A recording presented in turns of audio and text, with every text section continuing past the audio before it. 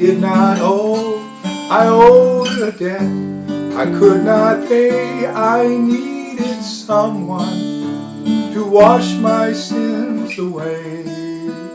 And now I sing a brand new song, Amazing Grace.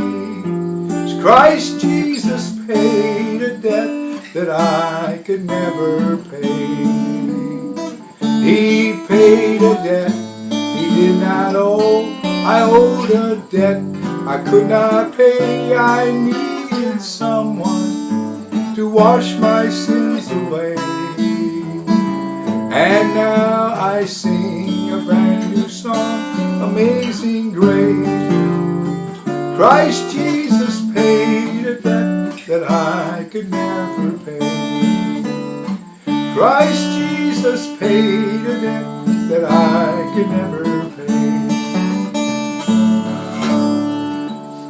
I wanted to sing that little chorus for you for a reason. See, all of us were bankrupt. All of us without Christ were bankrupt spiritually.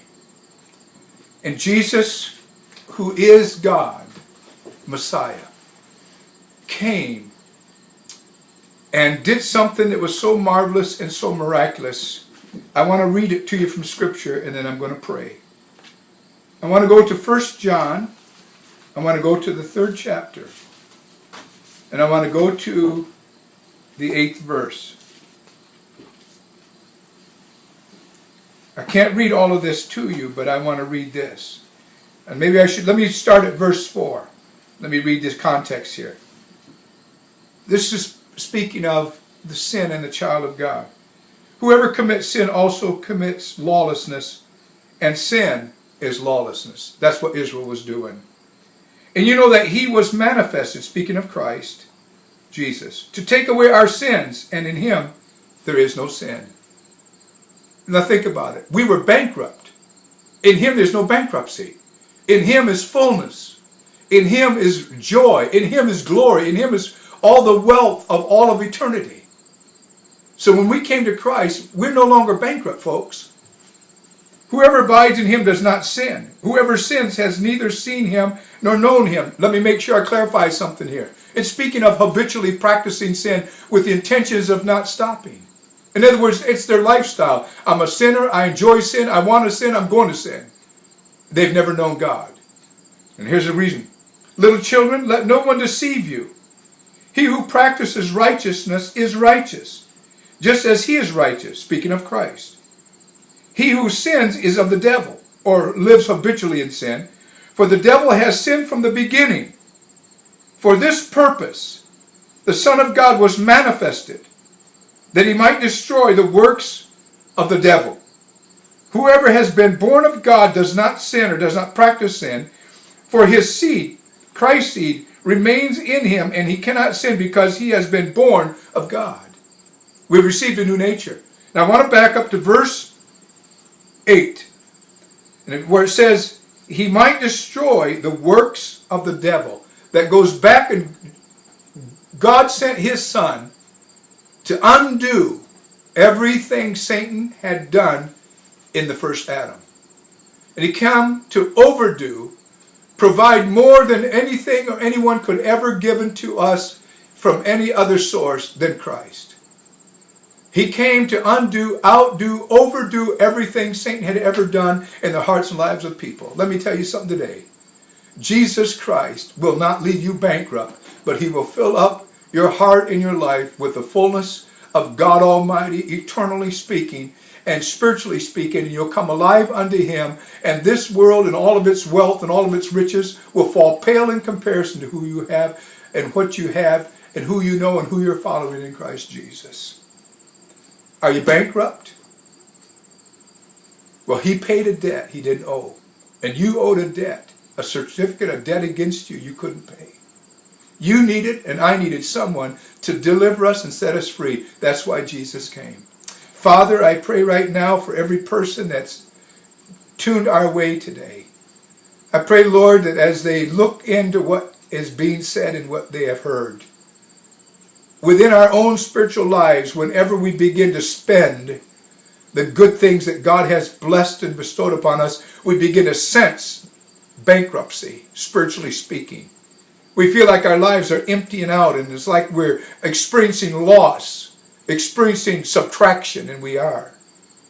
But when we keep our faith in Jesus Christ and his finished work at Calvary, and when he said it's finished, it was complete for us in all aspects of salvation, then he keeps us filled up every day. He renews our spirit every day.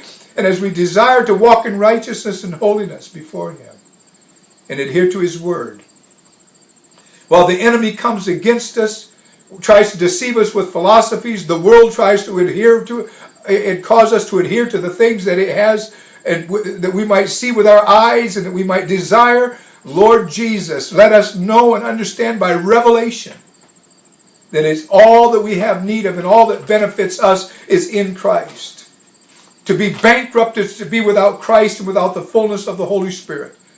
But to be filled up and to experience his goodness and his grace is to know the one who has come to redeem us, yes, and has purchased us, who has purchased us and has left and given himself a ransom that he might pay the debt for us, and that our Heavenly Father might accept the payment paid in full and accept us as his children and bring us into covenant with Christ Jesus, that we might live eternally with him forever and ever as his family. Now, Father, heal your people today. Deliver your people. Set them free today. Give them a spiritual hypodermic in their hearts, and Lord, and fill them up anew and afresh today.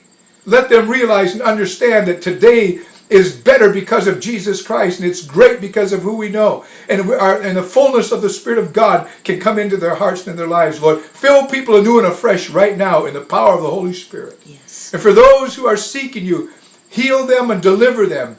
Cause them to begin to seek after you and to follow hard after you. Desiring to know you, desiring to please you, desiring to obey you, desiring to know your word, that they might experience what you planned and purposed. The nations are bankrupt. Bring a visitation, Father. Yes. People are bankrupt. Bring a visitation, Father. Bring by our house the spiritual Brinks truck, that we might be filled up with the Holy Spirit. We might fill anew and afresh. Yes. That we would no longer be experiencing loss, subtraction, like our life is being poured out, but that we're spent. Well, praise God, today we're not spent. We have an ever growing, increasing faith in Christ, and there is a river of God that never shall run dry. And that, Lord, we can plunge in today and we can find the fullness of him. Bless your people and strengthen them, encourage them. And I will thank you for all that you have helped us to say today. And I will bless you, Lord Jesus. And Father, I know you hear us, for we ask these things in Jesus' mighty name. And God's people out there and wherever you're listening, you can say amen with me and praise the Lord.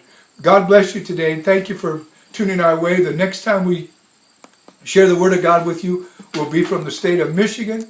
And then I trust that not long after that, we will be with many of our dear friends and be a help to as many as we can. And you have been a help and a blessing to me today. And I'll tell you why I can say that. Spiritually, the Lord has helped me to see you. The Lord has helped me to know you're there. The Lord has helped me to know that you're listening. The Lord has helped me to know that if you were sitting here in this room and I was speaking to you, God's helping you to do the same. So God bless you wherever you're at. And the Lord is concerned and cares for you. Go with God, and I know that he's going to go with you. In Jesus' mighty name. Amen. Have a great and wonderful day. Amen. Okay. We love you all, and we will talk to you next week or online.